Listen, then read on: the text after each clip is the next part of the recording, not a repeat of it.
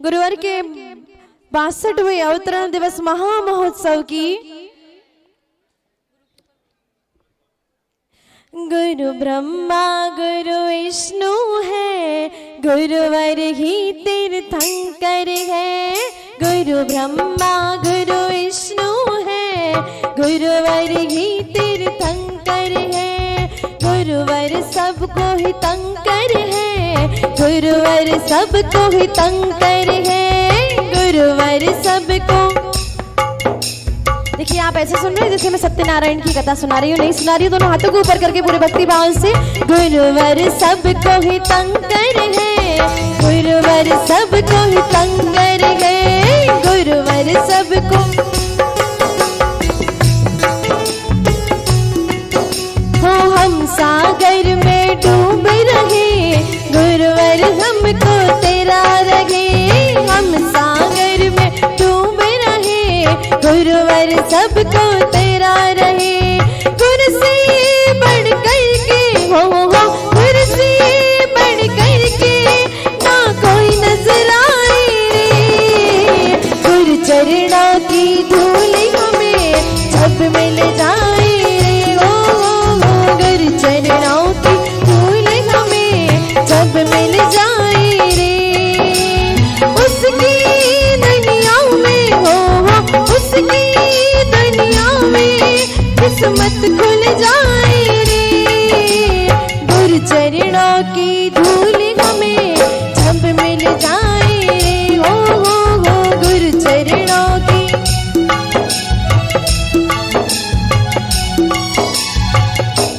गुरु ये एक ऐसा शब्द है जो बहुत छोटा है, लेकिन इसकी गहराई को मापना बहुत मुश्किल है। कहते हैं सागर को, क्या कहते हैं? सागर को रत्नाकर कहते हैं।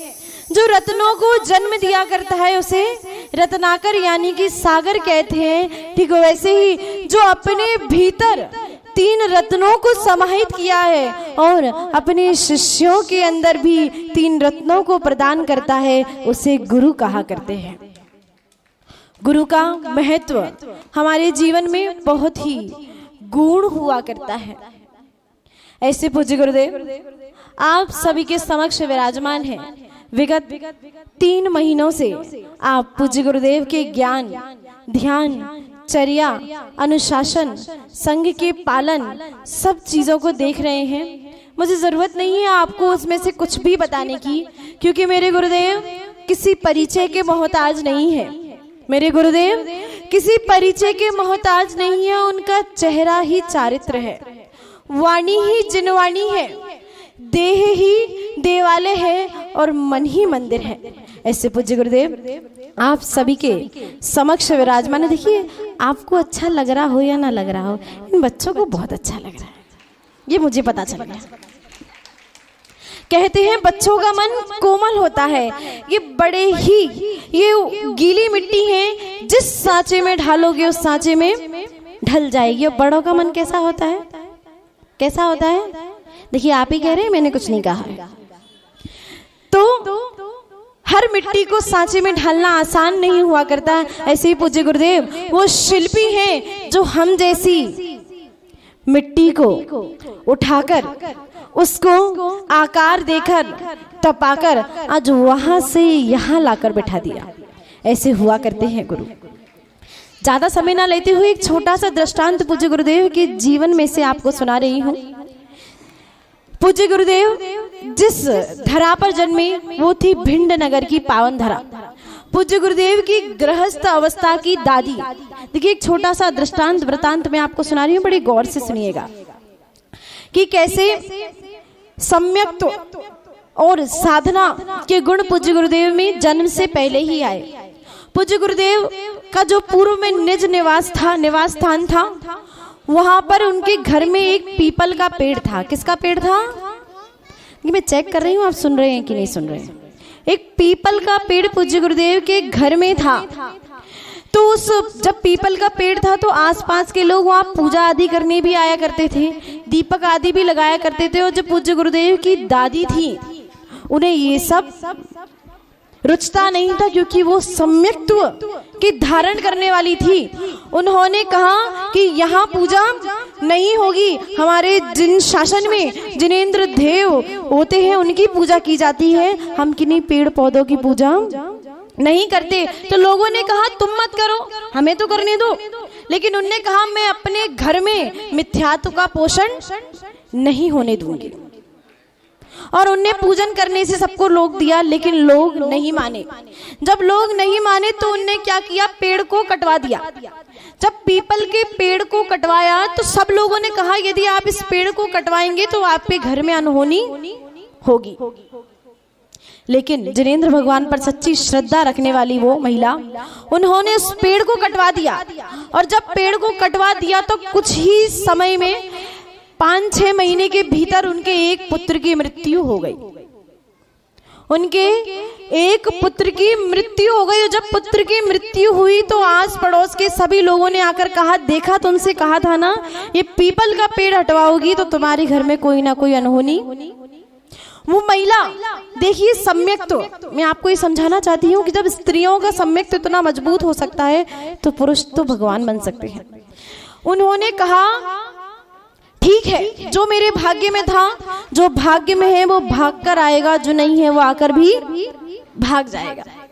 उन्होंने शोक नहीं मनाया और एक पुत्र की मृत्यु हो गई। लोग कहते रहे कि बोले कि अब यहाँ पे पूजा आदि करने दो, भले ही पेड़ नहीं है वरना फिर तुम्हारे घर में अनहोनी होगी। वो नहीं मानी और कुछ ही समय में 6-7 महीने के अंदर उनके दूसरे पुत्र का भी स्वास्थ्य बिगड़ा और उसकी भी मृत्यु हो गई। जब दूसरे पुत्र की मृत्यु हो गई तब तो लोगों ने बिल्कुल आकर कहने लगे, जैसे देखिए हमारे प्रमोद अंकल हैं, उनका सम्यक तो बड़ा दृढ़ है, कोई कुछ भी कह ले उन्हें कोई फर्क नहीं पड़ता, ऐसे सम्यक तो दृढ़ होना चाहिए। तो सब लोगों ने आकर कहा कि अब तो यहाँ पूजा करने दो वरना तुम्हारे घर में तीसरी अनहोनी भी घटेगी। जब ऐसा कहा दूसरे पुत्र की मृत्यु पर तो उन्हें बड़ा ही खराब लगा और वो बोली, उन्होंने अपने यहाँ जो नौकर काम करते थे उनसे नमक के बोरे मंगवाए, वो जड़ खुदवाई और नमक डाल दिया कि अब यहाँ पुनः पीपल का पेड़ उगेगा ही नहीं। और अभी तो 2 गए हैं, अगर ये 4 और बचे हैं, ये भी जाते हैं तो चले जाएं, लेकिन मैं अपने घर में मिथ्यात्व का पोषण नहीं होने दूंगी। ये है सम्यक। 2 पुत्रों की मृत्यु हो गई। लोग कह रहे हैं यदि आप अभी भी नहीं माने तो तीसरा पुत्र भी चला जाएगा। 2 पुत्र बचे हैं और वो स्त्री क्या कह रही है, 2 चले गए, 2 और बचे हैं, चाहे तो ये भी चले जाएं, लेकिन मैं मेरे घर में मिथ्यात्व का पोषण। और आजकल यदि आप में से कोई होता तो लोगों का तो छोड़ो, खुद ही पूजा करने लगते हैं। तो ऐसा दृढ़ सिद्धांत, जब उनका ऐसा दृढ़ संकल्प हुआ तो उसके बाद उस दिन का दिन से लेके आज के दिन उनके घर में हुए हैं तो महोत्सव ही हुए हैं, किसी की भी मृत्यु नहीं हुई। पूज्य गुरुदेव के पिताजी मुनि दीक्षा धारण कर कर मृत्यु को महोत्सव बनाकर गए, उनकी मृत्यु नहीं हुई। मृत्यु देखिए, धर्म के समय हमारी परीक्षा भी होती है। ऐसे संस्कारों में पूज्य गुरुदेव का जन्म हुआ। उनके पिताजी मुनि दीक्षा धारण करके जिनकी समाधि हुई, उनकी माँ की भी समाधि हुई। पूज्य गुरुदेव स्वयं आचार्य पद पर प्रतिष्ठापित हैं। उनकी 2 ही बहनें हैं और दोनों बहनों के एक पुत्र हमारे संग में मुनि हैं। उनके 2 भाई और हैं और जिनमें उनकी एक भाई की एक पुत्री हमारे ही संग में माताजी हैं। उनके घर में उस दिन के बाद हुए तो महोत्सव भी हुए, किसी की मृत्यु। धर्म के क्षेत्र में हमारी परीक्षा भी हुआ करती है। आपको आज यही बताना चाहती थी कि ऐसे महान परिवार में पूज्य गुरुदेव का जन्म हुआ, जहां उनके जन्म से ही पहले धर्म की इतनी सुंदर बगिया खिली हुई थी। उसी बगिया में से एक पुष्प के समान पूज्य गुरुदेव आज हम सभी के बीच में आए और हम सभी को सुगंधित कर रहे हैं। समय को ध्यान में रखते हुए मैं अपनी बातों को यही अंतिम 4 पंक्तियां कहकर विराम दूंगी कि आज पूज्य गुरुदेव का 62वां अवतरण दिवस है और हम उन्हें क्या ही दे सकते हैं। देखिए, आपने बहुत सारी भेंट दी, बहुत सारी वस्तुएं लाए पूज्य गुरुदेव को देने के लिए, जिनने संसार की सारी वस्तुओं का ही त्याग कर दिया। अब हमारे पास तो चंद शब्द ही बचे हैं जिनके द्वारा पूज्य गुरुदेव के चरणों में अपने भाव समर्पित करते हैं और कहते हैं, पूज्य गुरुवर से प्रार्थना, पूज्य गुरुवर से है प्रार्थना। देखिए मैं अपनी ओर से, आप सभी की ओर से पूज्य गुरुदेव के चरणों में ये 4 पंक्तियां रख रही हूँ। यदि खुद के लिए ताली बजाने का मन करे तो बजा लेना। पूज्य गुरुवर से है प्रार्थना, पूज्य गुरुवर से है प्रार्थना, हमको विश्वास है कि निभाओगे तुम, हमको विश्वास है। देखिए सुबह हमारे अध्यक्ष जी पूज्य गुरुदेव से कह रहे थे हमें विश्वास है कि आपका आशीर्वाद हम पे हमेशा रहेगा। उन्हीं की बात लेकर मैं ये पंक्तियां कह रही हूँ। हमको विश्वास है कि निभाओगे तुम, मोक्ष तक साथ अपने ले जाओगे तुम, हमको विश्वास है कि निभाओगे तुम, मोक्ष तक साथ अपने ले जाओगे तुम,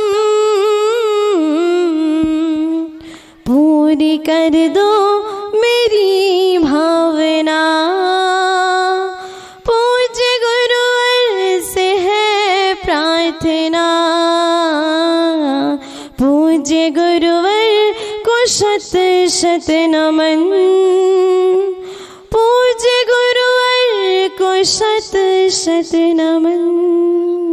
ऐसे पूज्य गुरुदेव हम सभी के बीच में दैदीप्यमान होते हुए जिन शासन के सूर्य के रूप में विराजमान हैं, जो हम छोटे छोटे से बच्चों को, जो हम नीचे सभा में बैठकर प्रवचन सुनना भी नहीं जानते थे, हम नीचे सभा में बैठकर प्रवचन सुनना भी नहीं जानते थे। पूज्य गुरुदेव जब आगरा पधारे थे, मेरी उम्र मात्र 14 वर्ष की थी। हम नीचे सभा में बैठकर प्रवचन सुनना भी नहीं जानते थे, पीछे खेलते रहते थे।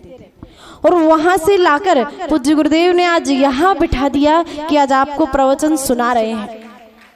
तो ऐसा कार्य एक गुरु ही कर सकते हैं कि एक छोटी सी उम्र में बच्चों को कैसे इस सांचे में, धर्म के सांचे में ढालना है। ये काम या तो माता पिता का हुआ करता है, और माता पिता के बाद जिसका हुआ करता है वो गुरुदेव है। ऐसे गुरुदेव ने हमें उस संसार से निकालकर यहाँ तक लाए और आपके बीच में बिठाया। अंतिम 4 पंक्तियां कह के मैं यही वाणी को विश्राम दे रही हूँ। यदि तैयारियां हो गई हो तो जब हमने घर छोड़ा तो क्या सोचकर छोड़ा, आज वो भी बता देती हूँ। मुझे बड़ा कम समय मिला है आपको बताने का, इसलिए मन कर रहा है सारा कुछ बता दूं।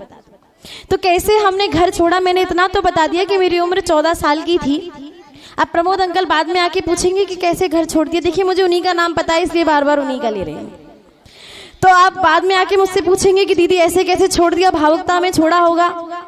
ऐसे नहीं छोड़ दिया था। भावुकताओं में छोड़ने वाले लोग कुछ और हुआ करते हैं, और गुरु की कृपा से संयम के मार्ग पर बढ़ने वाले कुछ और हुआ करते हैं। तो 4 पंक्तियों से बता रही हूँ, याद रखिएगा। निज आत्मा के वास्ते, देखिए ध्यान से सुनिए, बाद में आप कहेंगे कि रह गया। निज आत्मा के वास्ते मुख मोड़ना पड़ा। देखिए आज मेरे गृहस्थ अवस्था के माता पिता भी इसी श्रृंखला में बैठे हैं। तो कैसे हमने घर छोड़ा और कैसे हमारे अंदर ये भाव आया कि अब इस संसार में कुछ नहीं रखा, वो 4 पंक्तियां बता रही हूँ। निज आत्मा के वास्ते मुख मोड़ना पड़ा, दिल तोड़ना कठिन था। घर को छोड़ना सरल नहीं होता, माता पिता को छोड़कर आना, उनके मन को तैयार करना सरल नहीं होता। निज आत्मा के वास्ते मुख मोड़ना पड़ा, दिल तोड़ना कठिन था मगर तोड़ना पड़ा। उनकी पसंद और थी, उनकी पसंद और थी, उनकी किनकी? उनकी पसंद और थी, मेरी पसंद और, उनकी पसंद और थी, मेरी पसंद और। इतनी जरा सी बात पे घर छोड़ना पड़ा, इतनी जरा सी बात पे घर छोड़ना पड़ा, दिल तोड़ना कठिन था मगर तोड़ना पड़ा। ऐसे ही कोई व्यक्ति संयम के मार्ग पर पैर को आगे नहीं बढ़ा था। बड़ा ही मुश्किल होता है वो दौर, जब एक ही घर से दो दो लोग संयम के मार्ग पर आगे बढ़ जाएं, वो भी एक साथ, तो उस घर की स्थिति बड़ी ही अलग हुआ करती है। पूज्य गुरुदेव का आशीष, पूज्य गुरुदेव का संबल, पूज्य गुरुदेव की कृपा इतनी रही कि वो मोक्ष मार्ग हमारा प्रशस्त हो पाया। और आज पूज्य गुरुदेव के चरणों में यही भावना है कि आज हम सप्तम प्रतिमा के व्रत लेकर आपके समक्ष बैठे हैं और पूज्य गुरुदेव से यही प्रार्थना है, शीघ्र अति शीघ्र हम 28 मूल गुणों को धारण कर कर आर्य का दीक्षा लेकर आप सभी के बीच में बैठे इन्हीं पुनीत भावनाओं के साथ। जय बोलिए परम पूज्य आचार्य गुरुदेव श्री 108 विनम्र सागर जी महामुनिराज की, गुरुदेव के 62वें अवतरण दिवस महामहोत्सव की